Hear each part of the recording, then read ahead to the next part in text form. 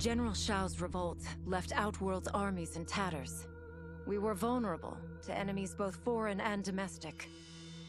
That's why my sister asked me to take command, to stitch her military back together and purge Shao's loyalists within it. She trusted only me with the task. The soldiers, however, had little faith. They thought me a spoiled dilettante, unprepared and unfit to serve. That I could fight mattered little. All that mattered was that I wasn't one of them. I finally earned their loyalty by orchestrating an epic victory over Shao and his rebels. Though the general himself escaped, his forces were smashed. For as long as I am able, I will lead the Empress's armies in defense of Outworld. Through strength, we will achieve peace. After escaping Lei Chin prison, I was hounded by the Imperial Police. I needed a place to hide and to recuperate while I plotted the best way forward. I knew the remote canton of my youth would be perfect. To escape capture, I traveled by sea. Little did I know that a gargantuan storm was brewing. My tiny craft was smashed apart. I closed my eyes, waiting to drown, hoping that the Netherrealm wouldn't claim my soul. But when I reopened them, I found myself not in hell, but on a deserted island. From its ruins, I could tell that great sorcerers had once lived there. In the caves beneath the ruins, I found what I can only describe as a well of souls. Once I learn how to wield its power, I will become invincible. Though worried about how the public might react, I met with Baraka to discuss his Tarkatans. Speaking from his heart, he moved me. I agreed to visit his colony and see how his people lived. The conditions were atrocious. This was one of my mother's few mistakes. Like all Outworlders, she treated Tarkatans with scorn. What they deserved from us was compassion. And the only way to get it for them was to reveal my affliction. To show all my subjects that even an Empress could get Tarkat. The scandal my revelation caused was intense. But with the help of Kitana and Tanya, I emerged from it a stronger Empress than ever. My honesty, empathy, and resolve won over my remaining doubters. There is no longer any question that I am fit to lead the Empire. The battle had been lost, but the war isn't over. I won't stop fighting until I take Outworld's throne. That they thought Lei Chin prison would hold me is laughable. Once free, I began planning my next campaign. I would need an unstoppable army to overthrow Melina. Unfortunately, most of my former soldiers lacked the courage to rally to my standard. Rebuilding my army would require finding new recruits. And that task is proving easier than expected. Outworld's golden age has left more than a few behind. Without hope, without power, they eagerly heed my call to tear down Melina's government. Until recently, I hadn't met Li Mei, but I had heard the stories. How the Umgadi's matron superior blamed her for not preventing Emperor Jared's murder. How she quit in disgrace rather than accept punishment. But those stories didn't fit the woman I now knew. Li Mei would never have been so negligent. Eventually, I uncovered the truth. The failures and mistakes which led to the Emperor's murder, they resulted from poor decisions made by the Matron Superior themselves. They made Li Mei their scapegoat. When the Empress found out, she wanted the Umgadi disbanded. But I convinced her that it could be reformed. To make sure it did, she put me in charge. I am humbled by this sacred responsibility. The Umgadi, my sisters, they are my life. I will not let them be brought down by the acts of a selfish few. As the darkness enveloped me, I took a long last look at my family. I did not expect to see them again until their souls joined mine in the living forest. But miraculously, my beloved husband delivered me from oblivion. Though he couldn't save my body, Jared had preserved my soul. Like him and countless others, I am now a part of Ermac. Yet ours is not a peaceful repose. The collected souls within Ermac have their own needs and agendas. Before we can speak as one, we must first reach consensus. I had thought, as the former rulers of Outworld, I and Jared would hold sway. But here we are, two souls among many thousands, fighting for the right to be heard. And if there is one thing we do well together, it is fight. We will win the right to govern Ermac as we once had governed Outworld. And we will rule for the benefit of all. To elude capture by Empress Melina, I joined Havoc's crusade in Sido. There I summoned more magic than I thought possible, and drowned out the old regime. Havoc's longed-for anarchy had been achieved. He was more than satisfied.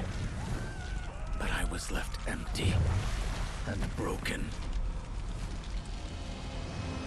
Had I been satisfied as Outworld's High Mage, not let myself be tempted by Shang Tsung, a great city would not now lay in ruins. I've caused devastation, ended thousands of lives, all because of my blind ambition. I've betrayed my oath, my sovereign, and my realm. These high crimes merit punishment, and I'll accept whatever the Empress gives me. My only ambition now is to one day be forgiven.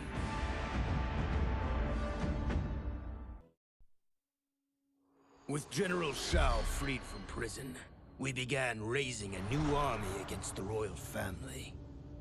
Though many were eager recruits, few were good at soldiering. It was so bad, the general was forced to change tactics. He decided that we needed a doomsday weapon. That weapon isn't a thing, though. It is a monster. Onaga, the Dragon King. The general told me the old legends were true. That his ancient ancestor defeated Onaga, trapping him deep inside Mount Sagan. The Dragon King is still there today. His pent-up fury waiting to be unleashed. Because Onaga is so dangerous, the general wouldn't risk trying to tame him before. But now, he feels we have no choice. Though I likely won't survive, I accept this mission gladly. I can think of no greater honor than to give my life in the general's service.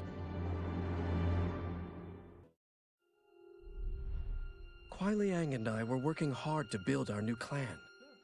But even with the help of his close friend Harumi, it was difficult. The biggest problem was finding the right initiates. Then, one night, while walking outside Harumi's compound, I was attacked. I thought at first it was a Lin Kuei assassin, but his strikes were too uncertain, too angry. My attacker, it turns out, was a boy. Homeless and hungry, his assault was born of desperation. He needed money so that he could eat. It was like looking at myself 15 years ago. I would have ended up just like him if the Lin Kuei hadn't taken me in. So I took the boy to Kuai Liang, who also appreciated his fire. We made him our first initiate. The boy's name? Hanzo Hasashi. Were it not for my godly counterpart, I would not have survived the battle against Titan Shang Tsung. Meeting him, though, raised questions. Why did I replace him in this new era? Why was I made mortal? Lord Liu Kang told me of his Raiden's nobility and righteousness, about his steadfast leadership in the defense of Earthrealm. He also told me about Raiden's dark side, how he could be consumed by rage and cast aside the rules he otherwise lived by. Making me mortal and incapable of such anger was to keep me from following in his footsteps. Though I understood the reasons why, I felt I had been done a disservice. To survive the coming battles, I may need the edge that only great rage can bring. As the Shaolin couldn't aid me, I sought out someone who could. Someone to stoke the fire within me and teach me to master it. For this, I could have no better teacher than the Shirai Ryu's Grand Master. No sooner had Titan Shang Tsung been defeated than Bi-Han and his loyalists hunted us down. Outnumbered, we fled to Japan. There, we sought refuge from an old family friend. As children, we played together. But Harumi Shirai was a woman now, the head of her clan. Her strength, beauty, and intellect awed me. Also incensed by Bi-Han's betrayal, Harumi agreed to help me forge a new clan, one that would stand against him and defend Earthrealm. Her aid proved invaluable, and as time went on, we grew closer. To honor Harumi and pay respects to my new bride, I named the clan after her, calling it the Shirai Ryu. Now the battle against my brother begins in earnest.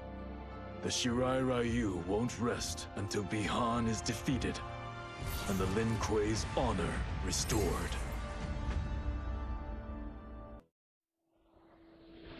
My loyal partner had warned me. Reclaiming my power as Keeper of Time might have unforeseen consequences. In this, as in most things, he proved prescient. The process I had undergone did irreparable harm to my body. Taking back my power had cost me my immortality. While my lifespan would still stretch across eons, I would one day perish. And if the war with Titan Shang Tsung taught me anything, it is that this timeline is not safe without a protector. Yet I had never given thought to choosing a successor. Who is it that could replace me and protect my new era? The answer, of course, is Geras. Tireless and meticulous, he is perfectly suited to be entrusted with this grave duty. And no one knows better the temptations of the hourglass. I have no doubt he will be above them.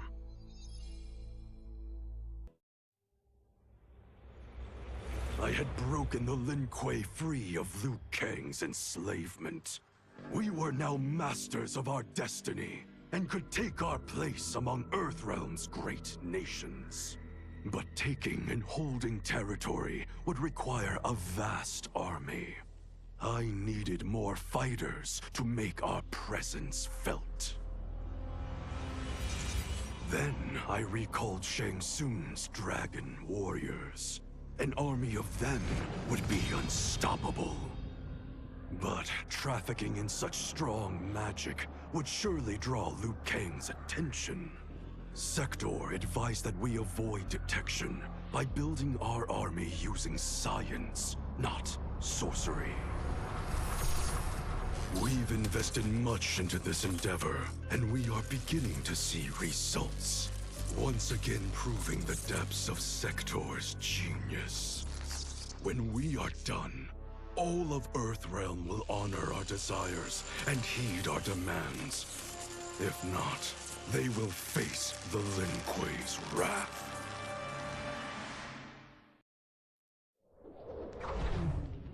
Since this whole thing kicked off, I'd wondered why Liu Kang chose me to be a champion. I mean, sure, I was killing it as a martial arts star, but it's one thing when it's all for show. It's different when you're playing for keeps. Then Liu Kang let me in on his master plan. He wanted the masses to know about the world beyond them, the one filled with gods and monsters, and he wanted me to tell them about it. But I knew revealing the truth all at once would be too shocking of a plot twist for most. That's why I pitched doing a bunch of stories, to slowly get people used to it. And if there's one thing I can do, besides kick ass in combat, it's build a cinematic universe. I'm serving up movies, streaming series, games, you name it. I like that I'm doing a public service. And it doesn't hurt that I'm making more than a few bucks. It's the kind of synergy that would make any studio mogul proud. After fleeing Outworld, I hadn't expected to return. But then I also hadn't expected the new Empress to make me an offer I couldn't refuse. To thank me for helping stop General Shao's rebellion, she asked me to be her emissary to the Zaterrans. Going home, bearing the seal of the royal house, I would show, once and for all, that my mutation wasn't to be feared. That it wasn't a source of shame. To my surprise, I was welcomed. But those warm smiles hid a dark secret. I stumbled upon a trove of official records, which showed that my shape-shifting ability isn't unique. Many Zaterrans are born with it, but are killed by their government to keep it from spreading. Who started this barbaric policy? Who is now enforcing it is unknown. But I will find out. And I will put an end to this madness. It was inevitable that the Shaolin Masters had me join them. They knew just how much future initiates could learn from me. Shujinko was one of my earliest. His ability to absorb anyone's powers and skills was amazing. With the right training, he could become our greatest champion. I knew that I alone could give it to him. But as his proficiency grew, so did his ego. In love with himself and his power, Shujinko became a threat to the realms. He hadn't learned humility, because I wasn't the one who could teach it. I should have listened to Raiden's warning and not tried to train Shujinko alone. After he was subdued, Shujinko's accumulated abilities and memories were taken from him. He is once again a new initiate, ready to begin his training. This time, Raiden and I train Shujinko together. He will become the champion he is destined to be. And I will fulfill my duties, humbly and cooperatively.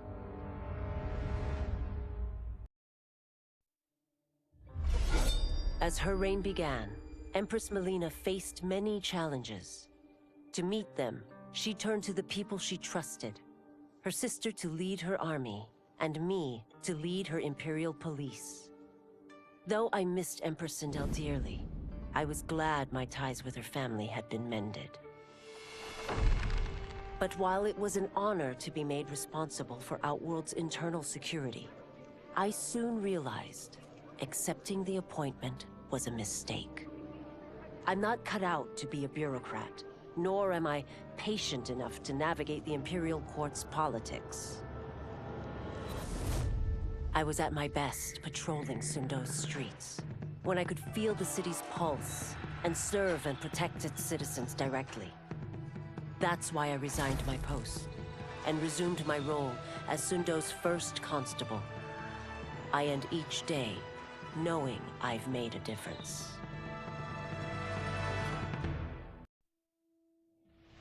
I couldn't believe that Liu Kang welcomed me in Earthrealm, or that he thought me worthy to study with his Shaolin masters. After a lifetime of wishing for one, I finally had a home. But my joy was tempered as I thought about Serena. My shadow sister was still under Quan Chi's yoke, and she deserved a life free of him as much, if not more, than I. Quan Chi and my other sisters proved tenacious, but they were no match for my blade. I snatched Serena from them. Then Liu Kang helped me break Quan Chi's spell. Her mind free of his influence for the first time in years, Serena chose to join me in Earthrealm. My sister and I once again fight side by side. Only now we do so for Earthrealm. Together, we have formed the Order of Light.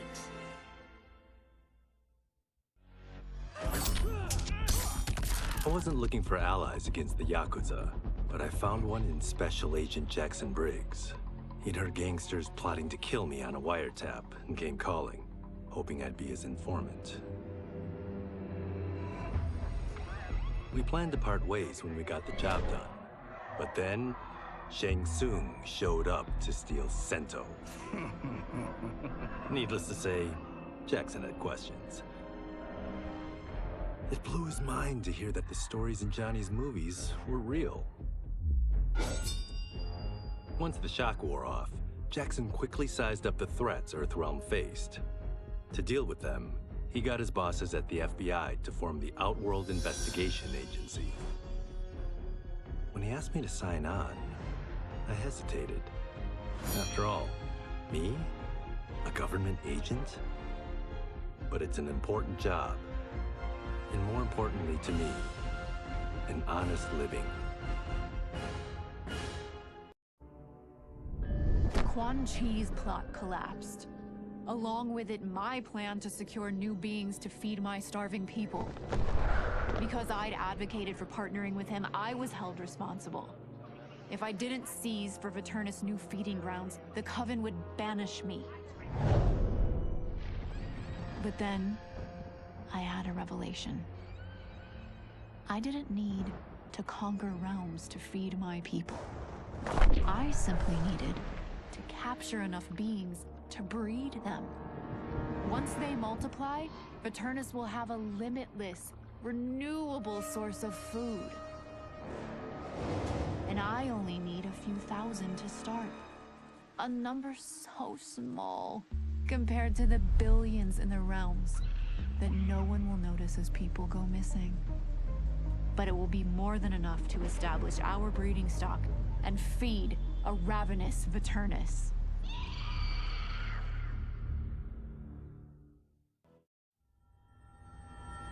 While the regime had changed, little else had. My people still suffered in silence, ignored by the rest of Outworld.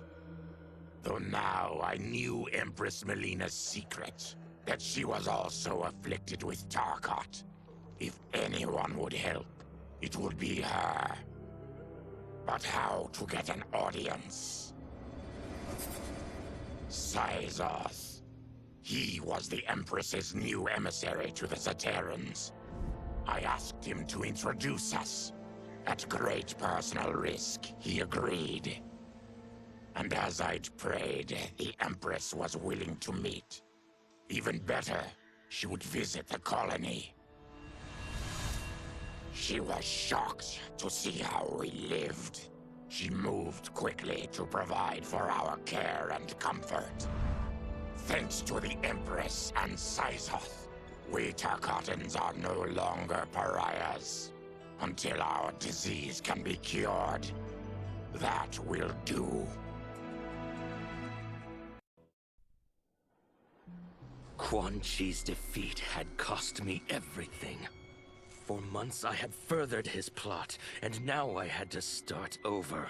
Saido's people were still in chains. That's when Rain approached me. On the run from Empress Melina, he was desperate for help. And though I'd had my fill of sorcerers, this one was different. I agreed to provide him safe haven. He agreed to help topple Saido's government.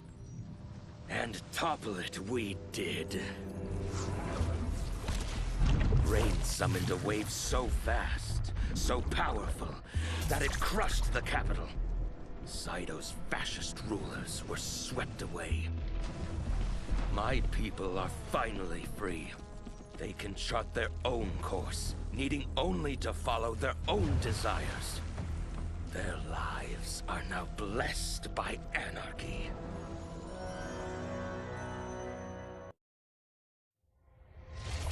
Though the barriers between timelines had been rebuilt, there was no question that they could again be broken.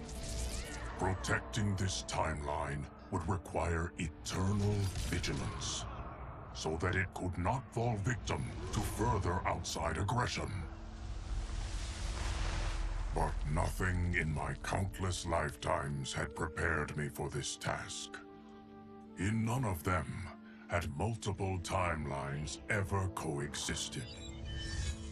Monitoring them for threats was an entirely novel problem. It would require a novel solution. I discovered that though the timelines no longer touched, their meeting had left them intertwined.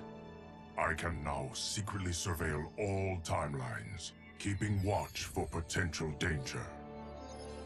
It pleases me to do this service for the new era. Lord Liu Kang may rest assured that it is secure.